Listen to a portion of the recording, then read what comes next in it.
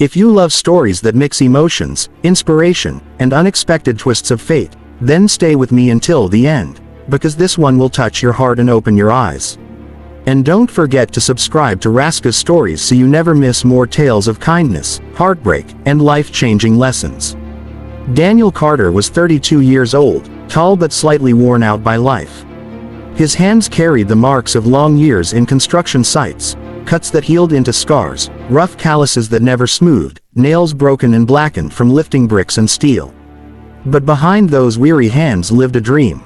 Ever since he was a teenager, Daniel had wanted a Mercedes-Benz.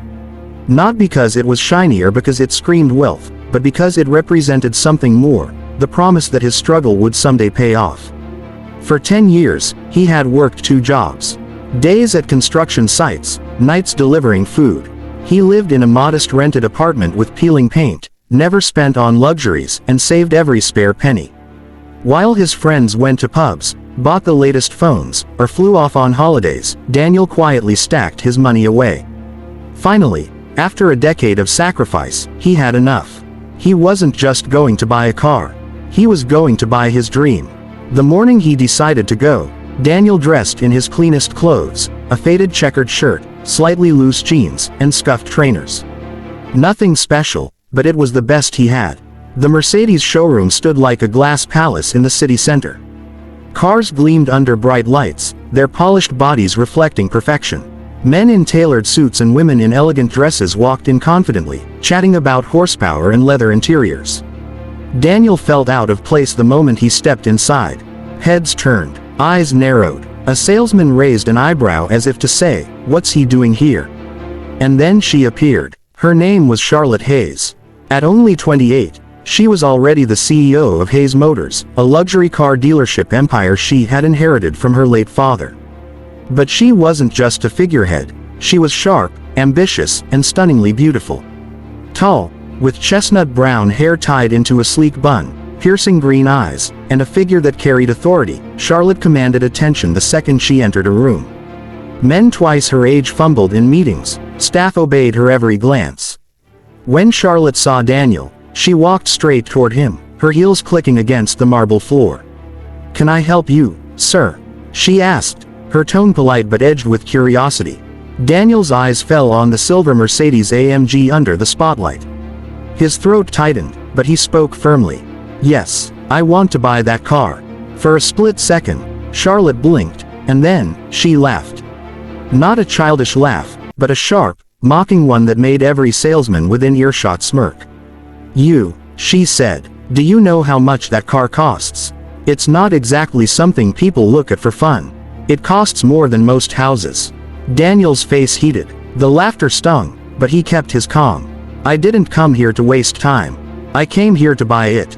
Charlotte folded her arms, her lips curving in a faint smirk. "Very well, let's see if you're serious." The salesman led Daniel to the desk, expecting him to stammer and leave once the numbers were laid out. But instead, Daniel reached into his worn leather folder and placed several certified checks and bank drafts on the table. The room went silent. He wasn't joking. He had the money, enough to buy the Mercedes in full. Charlotte's smirk faded. For the first time, she looked unsure. She cleared her throat, exchanged glances with her staff, and then composed herself. "Well," she said softly, "it looks like I owe you an apology." When the paperwork was done, Daniel walked outside to his new car. He placed a hand on the hood, running his fingers over the smooth, cool metal. His heart swelled with pride. This wasn't just a car. It was proof that every drop of sweat, every lonely night, every sacrifice had been worth it. Charlotte followed him outside, her voice softer now. "You really surprised me in there," she admitted. "I shouldn't have laughed." Daniel looked at her, his eyes steady. "All my life, people laughed when I said I'd achieve something. Teachers, bosses, even friends. But I learned something. People's laughter doesn't define me. My hard work does." For once, Charlotte had no witty comeback. She stood there in silence, feeling something stir inside her chest. Over the next few days, Charlotte couldn't stop thinking about him. She, who had grown up in wealth, who had never known what it meant to struggle, suddenly felt humbled by the man who walked into her showroom and proved her wrong. On impulse, she called him Mr. Carter, she said when he answered. This is Charlotte Hayes. I'd like to invite you for coffee. Consider it a proper apology. Daniel hesitated but agreed. That coffee meeting turned into a long conversation. Charlotte asked about his life, his struggles, his dreams. He listened to her talk about the pressures of running an empire, about how lonely it felt to be respected but not understood. Soon, coffee turned into dinner. Dinner turned into long walks. And slowly, an unlikely friendship, perhaps something more, began to bloom. But the world wasn't kind. Rumors spread. Whispers followed Charlotte wherever she went. The CEO and the construction worker. Impossible. Investors frowned. Friends mocked. Even Daniel's coworkers teased him, saying he'd never fit into her world. Charlotte faced the choice of her life: protect her reputation or follow her heart. And Daniel, he faced his own fear. Was he truly enough for a woman like her? Could he step into a world of boardrooms, gala dinners, and wealth without losing himself? One evening, as they stood by Daniel's Mercedes, the very car that brought them together, Charlotte looked at him with those piercing green eyes. You taught me something the day you bought this car, she said. You reminded me that appearances mean nothing. That true worth is in determination, in heart, in honesty. I don't care what people say. I care about what I feel. And I feel that with you, I can be more than just a CEO. I can be myself. Daniel's eyes softened. For years, he had been laughed at, doubted, dismissed. But now, the laughter had led him to love. Their relationship wasn't easy. It was tested by judgment, jealousy, and doubt. But together, they faced it. Daniel stood proud in who he was, and Charlotte stood firm in who she chose.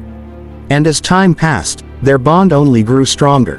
What began as humiliation in a showroom became the start of a journey that neither of them had expected, a journey built not on wealth, but on respect, resilience, and love.